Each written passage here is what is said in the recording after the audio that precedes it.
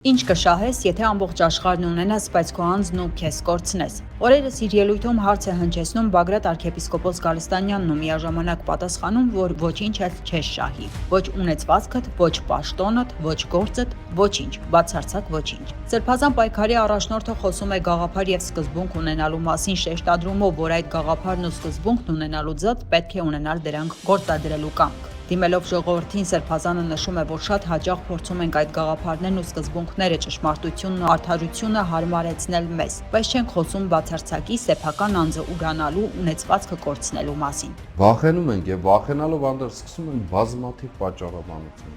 Ես ասել եմ մի արդյոք, պատմությունը մեզ չի ներելու, ժամանակները չեն ներելու ինձ եւ ձեզ։ Չեն ներելու, չեն ասելու, որ դու սրա պատճառով, նրա պատճառով, այս ինչ հանգամանքով, այն ինչ հանգամանքով եւ այլն չարեցիր այն ինչ որ պիտի անեիր, չի արդարացնելու ոչ մեկին։ Ոչ ոք չի արդարանալու պատմության եւ ժամանակի